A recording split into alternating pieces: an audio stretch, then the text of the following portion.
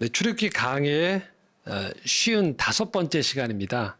자유를 향해 부르시다라는 큰 제목하에 출애굽기 34장 29절에 35절까지의 말씀으로 모세의 얼굴에 광채가 나다라는 제목으로 함께 은혜 나누도록 하겠습니다. 우리가 평소 살아가면서 어떤 사물을 볼 때 우리는 그 사물 자체를 보는 것 같습니다. 그런데 사실은 우리가 어떤 사물을 보는 건 그 사물에 튕겨져 나오는 빛을 우리가 눈으로 감각으로 인지하는 거거든요. 만약에 우리가 어떤 공간에 하나의 사물과 내가 있다라면 만약 그곳에서 불이 꺼지면 우리는 알게 돼요. 전혀 그 사물을 감지할 수가 없게 돼요. 사물과 내 사이에 빛이 있다라는 걸 우리가 알게 됩니다. 빛이 있어야지 우리가 어떤 사물에 대해서 볼 수 있게 되는 거예요. 만약에 빛이 없이 어둠만 존재하면 우리는 같은 공간 안에 있으면서도 그 사물이 존재하는 걸 모를 수 있다라는 거죠. 그러니까 우리는 이렇게 생각할 수 있어요. 이 땅을 살아가면서 개별 존재자들이 서로 간에 인식을 하게 되어지는 건 빛이 있어야 가능한 거예요. 우리가 이 믿음을 가지게 되어지면 이런 감각적인 의미에서의 시각으로 알 수 있는 빛 말고 또 다른 빛이 있다는 걸 믿음을 가지게 되면 알게 돼요. 그것은 이 땅이 은혜의 빛으로 살아가게 된다는 것을 알게 돼요. 하루하루 그냥 우리는 평범한 일상 같지만 그 일상 안에는 계속 하나님의 은혜가 비춰지고 있다는 거예요. 그래서 우리가 살아가면서 인생에서 희노애락을 느낄 수 있고 일상을 살아가게 되는 겁니다. 예를 들면 이런 겁니다. 여러분들이 살아가시면서 이런 표현 들어보셨죠? 눈앞이 캄캄해진다.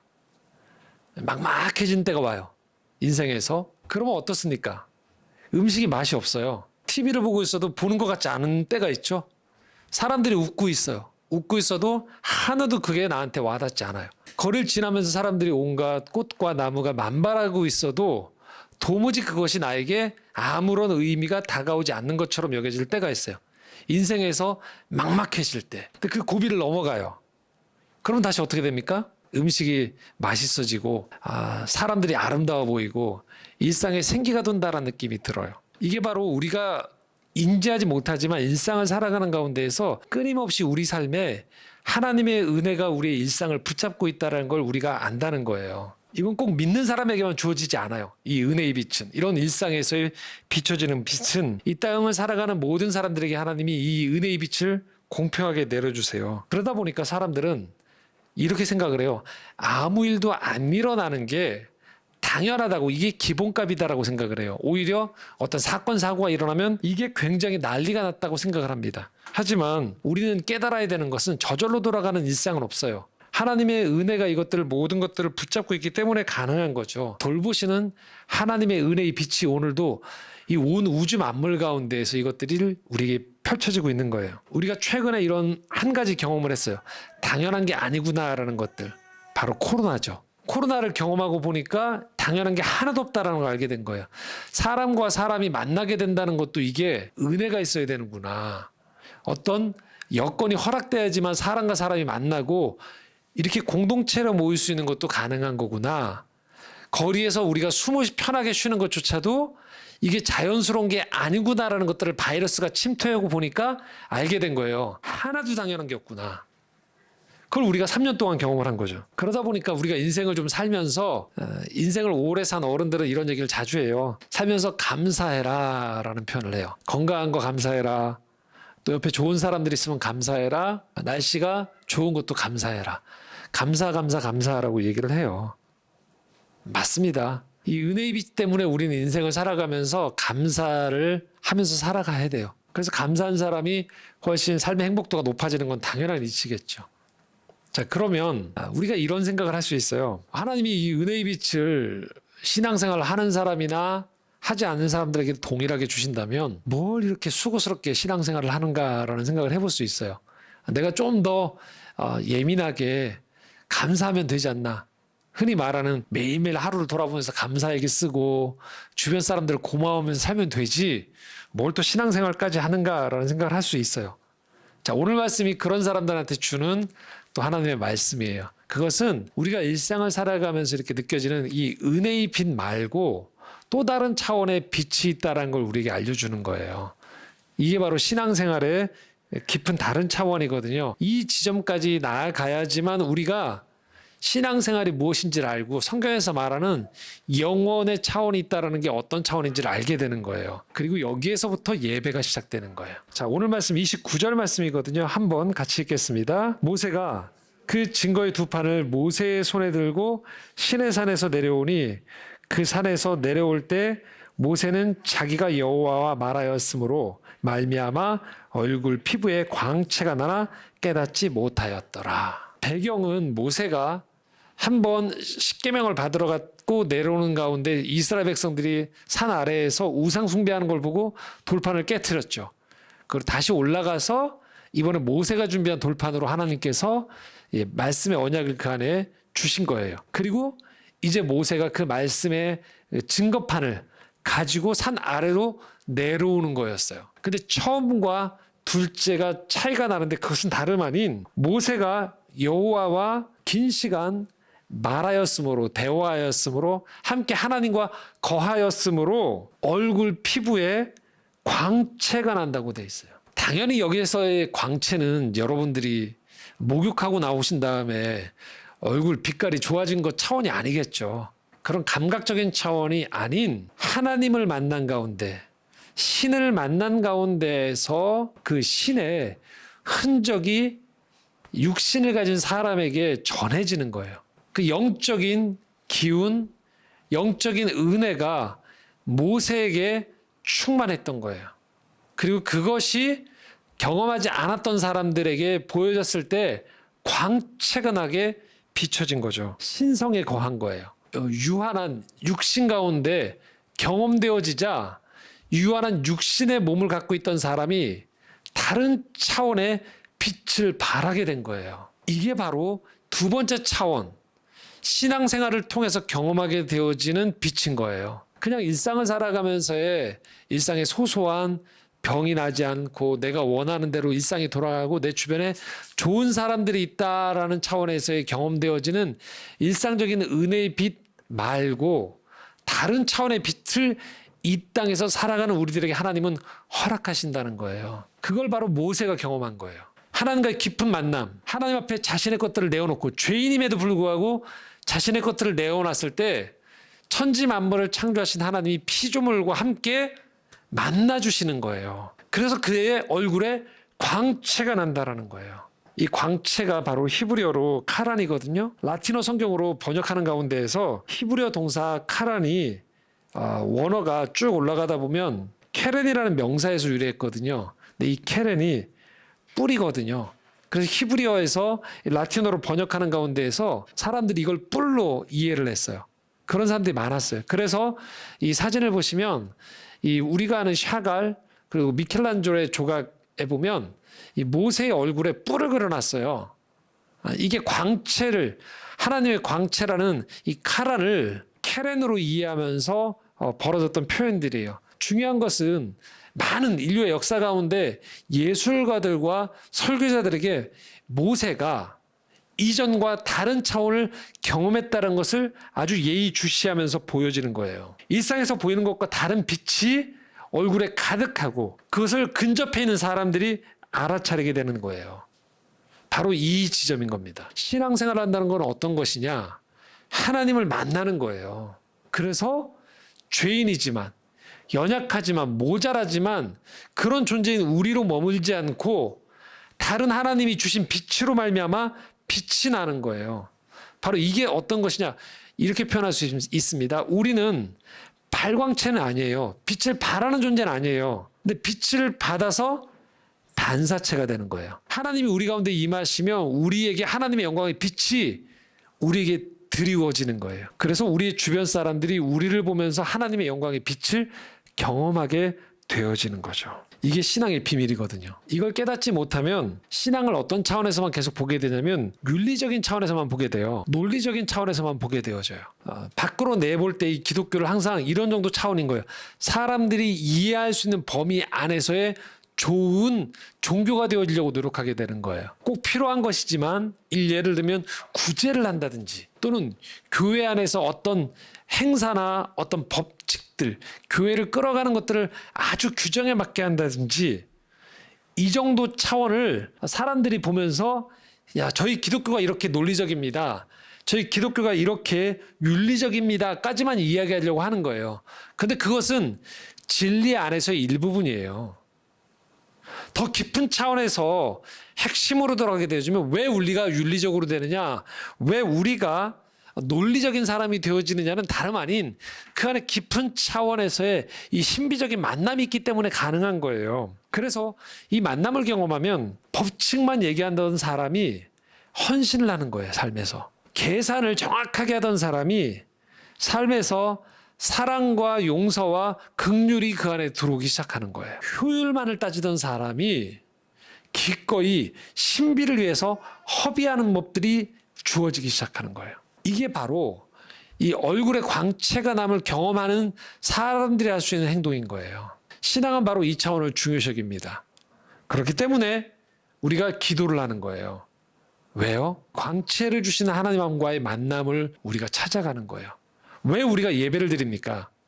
왜 수고로이 예배를 드릴까요? 바로 이 하나님의 영광의 빛 가운데 거하기 위해서예요. 이걸 사람들이 알아본다는 거예요. 30절입니다. 함께 읽겠습니다. 아론과 온 이스라엘 자손이 모세를 볼 때에 모세의 얼굴 피부에 광채가 남을 보고 그에게 가까이 하기를 두려워하더니, 알던 사람인데 알던 사람이 아닌 것처럼 보이는 거예요. 그 광채로 인해서.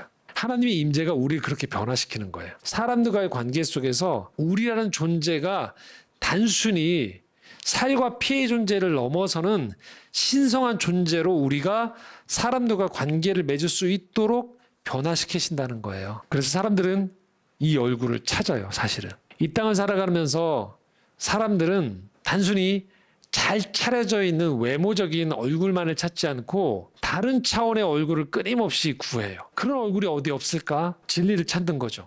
사상가 중에 우리나라가 낳은 세계적인 사상가 중에 한 분이죠. 함석헌 선생님이 있어요. 그분이 쓴 얼굴이라는 시가 있거든요. 이게 굉장히 장시예요. 그중에 일부를 제가 좀 여러분들한테 나누려고 하는데요. 아마 파워포인트에 나올 겁니다. 제가 좀 읽어드릴게요. 참 고운 얼굴이 없어? 하나도 없단 말이냐. 그 얼굴만 보면 세상을 잊고 그 얼굴만 보면 나를 잊고 시간이 오는지 가는지 모르고 밥을 먹었는지 아니 먹었는지 모르는 얼굴. 그 얼굴만 대하면 키가 하늘에 닿는 듯하고 그 얼굴만 대하면 가슴이 큰 바다 같아. 남을 위해 주고 싶은 맘 파도처럼 일어나고 가슴이 그저 시원한 그저 마주 앉아 바라만 보고 싶은 얼굴. 참 아름다운 얼굴은 없단 말이냐. 저 많은 얼굴들 저리 많은데 왜 그리 다 미울까? 다 더럽기만 할까? 아침 바람처럼 맑은 얼굴, 저녁 하늘처럼 영광스러운 얼굴, 그 얼굴을 내가 찾건만 구룡연의 폭포 같은 천지의 깊음 같은 융프라우 솟은 히말라야 틀진 듯한 그 얼굴을 내가 그리건만 지심에서 하늘까지 닿는 거목같이 싱싱한 굳게 찡그린 바위의 가슴을 터치고 웃는 꽃 같은 그 얼굴을 내가 한번 만나보고 싶건만 아무 데서도 볼 수 없는 그 얼굴. 이 세상 뭘 하러 왔던고? 얼굴 하나 보러 왔지. 참 얼굴 하나 보고 가자미 우리 삶이지. 제가 일부분을 좀 발췌했어요. 워낙 길어서. 우리가 왜 이 땅 왔느냐 이렇게 얘기해요. 얼굴 하나 보러 왔지라고 하는 거예요. 그 얼굴. 그냥 언젠가 때가 되어지면 땅에 흙이 되어지고 육신에 껍데기밖에 없는 그 얼굴이 아니고 땅 살아가면서 신성한 얼굴, 광채가 나는 얼굴을 한번 보고 싶은 거죠. 내가 그런 존재가 되어지는 것이고 이 땅을 살아가면서 우리가 유한한 삶을 분명히 살아가고 있단 말이에요. 그런데 하나님을 만남으로 인해서 이 삶이 전부가 아니구나. 또 다른 삶의 가치가 있구나. 또 다른 삶의 기쁨이 있구나. 또 다른 삶의 영광이 있는 거구나. 우리가 그걸 만나러 가는 거죠. 그리고 이 땅에서 우리는 그런 만남, 그런 얼굴을 가질 수 있다는 거예요. 하나님이 찾아오시는 거예요. 하나님이 우리를 부르시는 거예요. 그래서 우리로 하여금 이 모세가 하나님과 거함으로 인해서 얼굴에 광채가 나듯 우리라는 존재를 그렇게 바꿔주도록 요청하는 거예요. 그래서 여러분들 아주 짧은 시간이지만 여기서 현장에서 우리가 예배를 드리시잖아요. 그러면 예배를 드릴 때 우리 표정이 달라져요. 서로 보고 있으면 방금 전에 여기 오기 전까지 막 서로 푸석푸석하던 가족끼리 올 때 그러거든요. 근데 그 사람 만나 싶을 정도로 얼굴이 환해져 있거나 맑아져 있고 또 평온함들을 보게 돼요. 그러니까 어찌 보면 여러분들의 상태가 제일 좋을 때가 언제일까요? 예배 시간이거든요. 예배 시간에 우리가 얼굴이 상태가 제일 좋아요. 왜요? 우리를 창조하신 하나님과 직접 만나거든요. 이 시간에. 그래서 이 시간이 굉장히 소중한 거예요. 우리 스스로도 이 안에서 하나님의 만남으로 인해서 용기가 생겨요. 그 사랑의 마음이 생겨요. 그리고 평안이 있고 담대해지는 거예요. 예배드리기 직전까지의 우리의 마음은 괜찮을까? 움츠러들어 있기도 하고 삶이 너무 꼬여 있는 거예요. 그래서 힘들어요. 대체로 우리 예배를 드리러 올 때 또는 여러분들의 삶의 자리에서 기도의 자리에 들어갈 때 직전까지 여러분들이 그런 상태가 많아요. 그런데 기도의 자리에 깊게 들어가서 하나님을 만나는 거죠. 찬양을 해요. 그리고 예배와 어떤 묵상 가운데에서 나를 보고 있으면 내가 때로는 나를 보면서도 내가 이렇게 좋은 존재였나라고 놀랄 정도가 있을 때가 있어요. 하나님 그걸 허락해 주신다는 거예요. 그래서 여러분들이 예배 가운데 경험하시는 또 하나님과의 깊은 만남 가운데에서 여러분이 좋아진 상태로 가시는 게 정상이에요. 내가 지금 뭔가 마취제가 있는 건가 종교적인 이게 아니고 하나님의 은혜가 여러분을 고양시켜 주세요. 그래서 예배의 자리가 소중한 거예요. 왜 그럴까요? 진정한 나를 찾는 자리예요. 기도의 자리가 어떤 자리일까요? 하나님과 만나는 자리예요. 그래서 제일 좋은 상태가 사실은 기도와 말씀과 찬양을 드리고 있을 때의 내가 창조하신 하나님 앞에 만남을 통하여서 광채가 나는 시간이에요. 그래서 주일날 우리가 예배드리고 난 다음에 이 식탁 교제를 나눌 때 보면 분위기가 평온하잖아요. 왜 그럴까요? 예배 안에서의 은혜를 경험한 가운데 좀 우리가 맑아져 있거든요. 평온해져 있거든요. 좀 더 용기가 솟아나거든요. 여러분 이건 전적인 선물이에요. 이 땅을 살아가면서 하나님 주신 선물이란 것입니다. 우리가 이걸 포기하면 안 돼요. 그리고 이게 낮아져서도 안 돼요. 이게 없으면 안 됩니다. 하나님은 오늘도 이 땅 가운데 모세를 신의 산에서 만나주시게 한 것처럼 우리를 만나주세요. 이 차원을 놓치면 기독교의 가장 핵심이 사라져버리는 거예요. 그렇기 때문에 오늘도 여러분들은 예배의 자리를 소중히 여기시는 것이 중요합니다. 삶에서 기도하는 것들, 말씀은 묵상하는 것들, 또 잠잠히 하나님과 독대하는 시간들을 소중히 여겨야 돼요. 그럴 때 나는 정말로 다른 존재가 되어지는 거예요. 자, 그런데 하나님이 그러면 이 광채가 난 상태에서 머물게 하실 거면 광채가 난 순간에 바로 우리를 데려가시면 돼요. 우리도 그런 생각을 할 때가 있거든요. 예배의 시간이나 어떤 찬양 집회 또는 혼자 기도할 때 이 순간이 너무 좋을 때가 있어요. 그럴 때 어떤 순간이 되냐면 눈을 뜨기 싫을 때가 있고 예배당 문을 열고 나가기 싫을 때가 존재하게 돼요. 왜냐하면 이 순간에 하나님과 함께하는 이 순간의 모든 것들이 우리를 평온하게 감싸기 때문에. 그런데 이 땅을 살아가는 가운데에서는 거기가 끝이 아니에요. 그러니까 하나님이 그의 목적에 따르면 바로바로 우리를 다 데려가셨을 거예요. 그 다음이 남아있어요. 자, 31절부터 33절입니다. 함께 읽겠습니다. 모세가 그들을 부르매 아론과 회중의 모든 어른이 모세에게로 오고 모세가 그들과 말하니 그 후에야 온 이스라엘 자손이 가까이 오는지라. 모세가 여호와께서 시내산에서 자기에게 이르신 말씀을 다 그들에게 명령하고 모세가 그들에게 말하기를 마치고 수건으로 자기 얼굴을 가렸더라. 초점이 어디냐면 33절이에요. 자기 얼굴을 가리는 거예요, 모세가. 이게 진정한 기독교 신앙이에요. 이 땅을 살아가면서의 신앙인 거예요. 천국에서는 가릴 필요가 없어요. 근데 이 땅을 살아가는 가운데서의 첫 번째는 일상의 은혜의 빛을 경험하는 거라고 했어요. 근데 그 다음 부르심의 자리가 또 있다고 했죠. 어떤 거예요? 하나님과의 직접적인 만남을 통하여서 우리가 이 얼굴의 광채의 빛, 신성한 것들을 접촉하는 가운데서 경험하는 은혜의 빛을 우리가 경험하는 거예요. 근데 여기서 끝나면 안 된다는 거예요. 세 번째는 어떤 것이냐면 신의 산을 내려오잖아요. 그 다음에 뭐 할까요?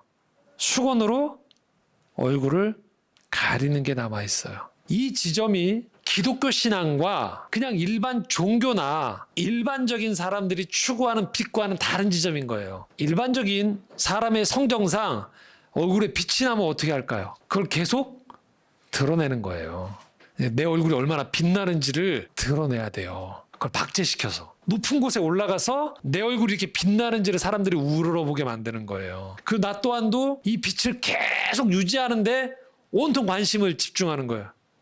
사람들과 차별화되잖아요. 빛나는 존재거든요. 근데 모세는 지금 내려오고 난 다음에 처음엔 깨닫지 못했는데 사람들이 두려워하는 모습을 보면서 내가 뭔가 다른 것이 있구나라는 것들을 경험했어요. 근데 모세는 지금 사람들을 불러서 관심사가 자기 얼굴에 빛을 얘기하지 않고 뭘 얘기합니까? 하나님이 자기에게 말씀하신 걸 다 전하는 데 초점을 두고 있어요. 그리고 도리어 이 수건으로 얼굴을 가리도록 해요. 하나님과의 만남은 중요합니다. 근데 그 다음에 모세는 광야로 내려가는 거예요. 모세에게 필요한 것은 그 다음부터는 빛이 아니에요. 수건으로 가리고 말씀대로 살아가는 것이 중요한 거예요.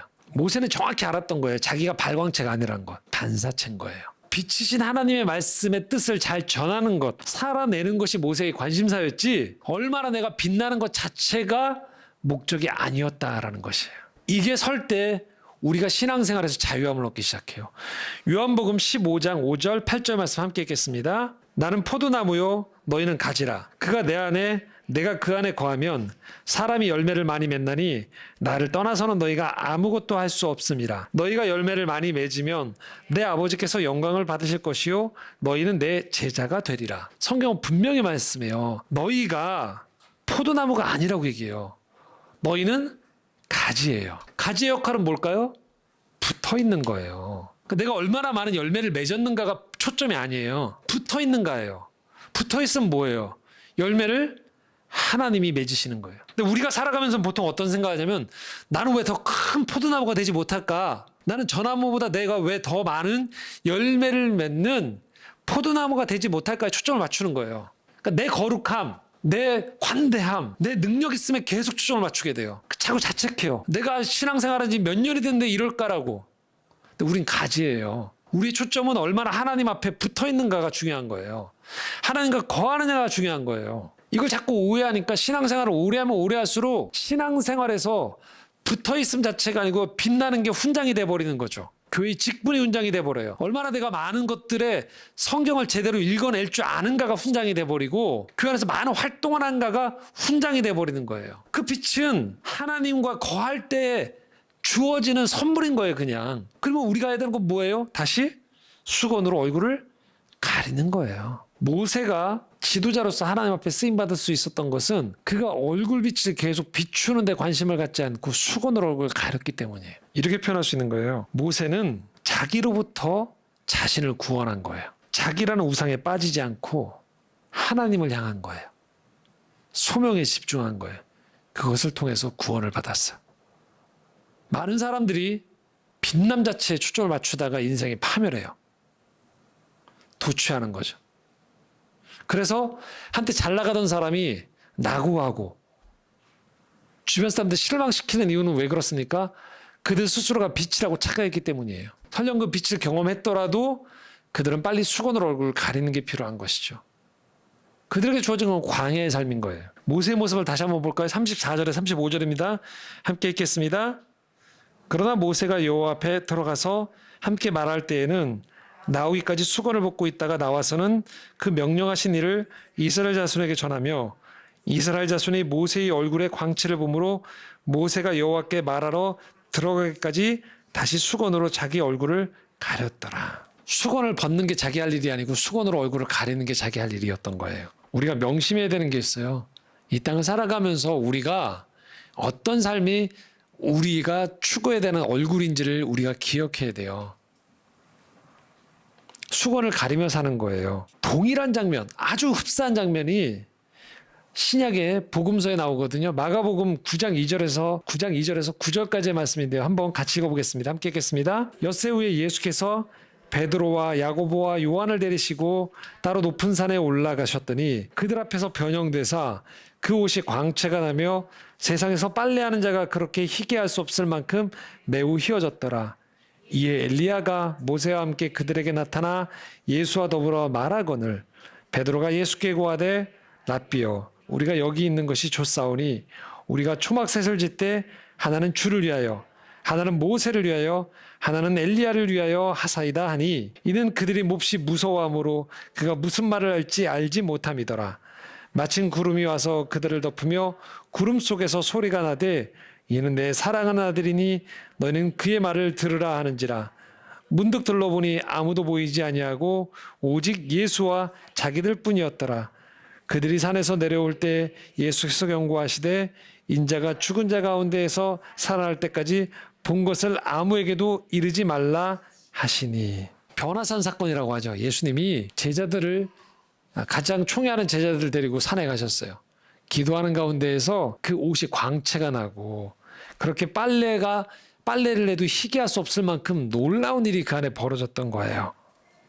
그러니까 베드로가 뭐라고 하냐면 여기 초막을 짓고서 내려가지 맙시다 그러는 거예요. 이겁니다. 놀랍네요. 주님, 여기 너무 좋습니다. 이런 거 처음 봤어요. 여기가 천국이군요. 내려가서 저 구질구질한 데 가지 맙시다. 그런데 핵심은 어디 있을까요? 9절에 보여 있습니다. 모세가 수건을 가리듯 주님은 9절에 이렇게 나오죠. 그들이 산에서 내려올 때 내려오는 거예요. 주님이 산 밑으로 내려가면 어떤 일이 벌어진 줄 모르셨을까요? 아셨어요. 내려가면 어떤 일이 벌어질까요? 이런 겁니다. 말귀를 못 알아듣는 제자들이 계속 있어요. 옆에요. 맨날 제자들끼리 싸워요. 그리고 예수님이 기적과 이적을 행할 때마다 시기와 질투의 눈으로 쳐다보는 사람들이 주변에 있어요. 그리고 예수님은 사명이 어떤 자신의 사명이 무엇인지 알기 때문에 시시각각으로 십자가 죽음이 다가오는 걸 알고 계셨어요. 또한 제자들이 자신을 배신할 것도 아셨죠. 육신의 고통이 가해질 것조차도 아셨어요. 그런데 더 중요한 사실이 있었던 것이죠. 이 땅에서 이 광채를 경험한 사람들이 할 삶의 방향과 태도가 무엇인지를 아셨던 거예요. 산 밑으로 내려가는 거예요. 지금 모세의 얼굴에 광채가 났었죠. 자, 이제 모세의 삶에 펼쳐질 게 뭘까요? 이 광채나는 얼굴을 가지고서 이게 유효한 가운데에서 주님 앞에 매일매일 붙잡고서 주님 제 얼굴에 또 광채가 나게 해주십시오. 그래 백성들이 저를 두려워합니다. 그러면서 계속 이 광야 행진하는 동안에 광채나는 얼굴로 그들에게 계속 자신의 리더십을 강화시키는 쪽으로 갔을까요? 그렇지 않아요. 그리고 성경은 어느 시점부터 모세의 얼굴에서 결코 광채가 더 이상 나지 않은 걸 알고 있는 거예요. 모세는 수건으로 얼굴을 가렸고 그 광채 또한 때가 되어지면서 사라져 버립니다. 모세에게 남은 것은 무엇일까요? 광야의 수십 년간의 여정이에요. 모세의 얼굴에 광채 대신에 광야에 이 모래바람이 모세의 얼굴을 치는 거예요.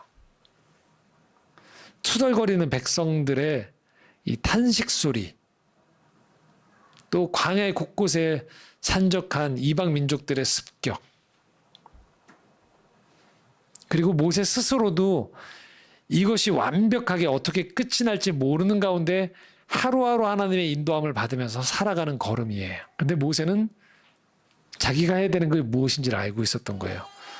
수건으로 얼굴을 가리고 말씀을 전하고 말씀대로 살아가는 것이었죠. 그게 오늘 우리에게 주어진 이 땅에서의 우리의 삶의 그림인 거예요. 하나님 우리를 불러주세요. 이 예배 자리 가운데 불러주세요. 그러면서 우리는 그런 경험을 해요. 아, 내가 참 이렇게 넉넉한 사람들인데, 내가 이렇게 평온한 사람들인데 라고 생각해요. 그러면서 은혜를 받으면서 동시에 어떤 생각이 들까요?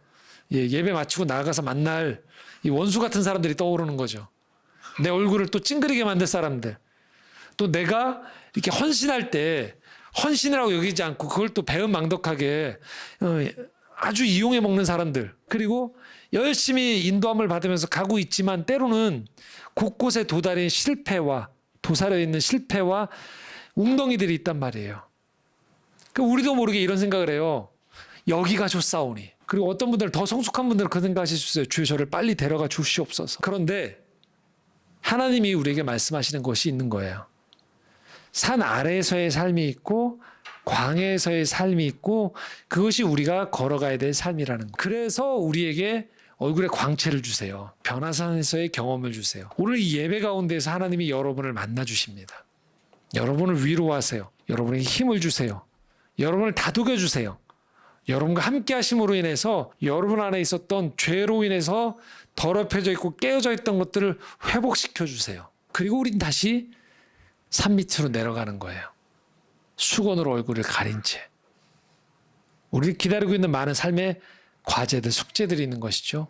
그런데 그 속에서 우리는 하나님과 함께 우리의 걸음을 걸어가는 것입니다. 다시 말씀을 정리하면서 함석헌 선생님의 이 얼굴이라는 시의 하반부를 좀 읽어드리도록 하겠습니다. 그 얼굴을 찾고 싶었던 함석헌 선생님이 주목한 한 얼굴이 있어요. 팔레스타인 빈들의 먼동 트는 새벽 하늘에 새벽같이 빛나던 그 얼굴, 팔북산 기슭의 아침에 앉고 이슬 머금은 백합같이 향기 맑던 그 얼굴, 풍랑이로 하늘에 닿는 갈릴리 바다 위에 태산처럼 누워 평안히 잠자던 그 얼굴, 헤르몬산 산꼭대기 채색 구름에 쌓인 낯에 번개보다 더 눈부시게 두루비치던 찬란한 얼굴, 죽음의 동굴 들여다보고 사랑하는 벗 찾아 눈물 뿌려 통곡하던 그 얼굴, 호산나 찬송 속에 새끼 낙이 등에 앉아 온유 중에 광채 쏘던 임금다운 그 얼굴, 채찍 들어 소리치고 도둑물이 내몰면서 아버지 집 내놓으라고 진노하던 그 얼굴, 떡대고 잔들면서 내 살이다 내 피다 새 약속 맺으시던 그 마지막 그 저녁에 엄숙하고 비장하시던 그 얼굴, 겟세반의 밤 깊을 때 쓴 잔 들고 땅에 엎대 피땀에 어려 애원하시던 그 얼굴, 가시관 쓰고 어둠의 권세 앞에서 바람잔 저녁바다인 듯 잠잠하시던 그 얼굴, 골고다 언덕 위에 엘리엘리 부르시며 호곡하는 무리 영틀에서 굽어보시고 나는 말고 너희 위에 울어라 하시던 때 해도 비딛고 두려워 떨던 그 영광의 그 얼굴, 그 거룩한 승리 얼굴, 라보니하며 찾아서 우는 흐린 눈, 보면서도 몰라보던 그 부활의 얼굴, 새 생명의 얼굴, 그 얼굴 그리워. 아, 그님의 그 얼굴 늘 바라보고 늘 그리며 눈물로 사라지는 슬픔에 씻긴 맑은 눈으로 눈물에 사라지는 세상 얼굴들을 바라보고 늘 기쁨에 늘 찬송에 늘 사랑에 살고 싶으네. 늘 그리움에 늘 영광에 살고 싶으네. 이 바닷가 걷고 싶으네. 이 땅을 살아가면서 주목한 얼굴은 바로 그 변화산에 광채나던 그 얼굴이시지만 동시에 제자들의 배반 속에서도 또 엘리 하나님 어찌하여 나를 버리셨나이까 하면서 고통 속에서도 사명을 끝까지 감당했던 그 얼굴 하나를 발견했던 것이죠. 이미 우리는 그 얼굴을 찾은 사람들이에요. 예수 그리스도라는 우리를 사랑하셔서 이 땅에 오셔서 그 길을 묵묵히 걸어가셨던 그분이 우리가 찾던 그 얼굴인 거죠. 그분을 묵상할 때 우리는 위안을 얻습니다. 우리는 용기를 얻습니다. 우리는 사랑 안에서 평안을 얻습니다. 그러나 동시에 우리가 깨닫는 게 있어요. 그 예수 그리스도가 그 얼굴을 가지고 끝까지 가셨던 것은 결국은 자신에게 주어졌던 사명의 길이었던 거예요. 하나님 오늘 우리에게 계속 이 땅에 살아가면서 은혜를 주십니다. 때마다 곳마다 은혜를 주실 거예요. 또 여러분 주변에 좋은 사람들을 붙여주기도 하시고요. 인생에 좋은 날들을 허락해 주실 때가 있어요. 그런데 못지않게 우리가 기억해야 되는 게 있다는 거예요. 흐린 날이 주어진다는 거예요. 좋은 사람들 못지않게 우리가 계속 섬겨도 섬김의 고마움을 모르는 사람도 있기도 하고요. 때로는 섬김을 배반으로 되감는 사람들이 있기도 하다라는 거예요. 그 흙먼지에 쌓인 광야길을 걸어갔던 모세 또한 그 경험을 했던 것이고 예수 그리스도도 그 경험을 하셨어요. 그리고 2000년 후에 우리도 하나님이 그 길을 걸어가라고 요청하시는 거예요. 우리 각자가 일상에서 만나는 얼굴들이 달라요. 어떤 분은 인생의 시기마다 또 다르죠. 어떤 분들은 지금 인생에 참 좋으신 때가 있는 분도 있을 거예요. 또 어떤 분들은 너무 힘든 시기들을 거쳐가고 계신 분들도 계실 거예요. 그래서 우리에게 예배가 필요합니다.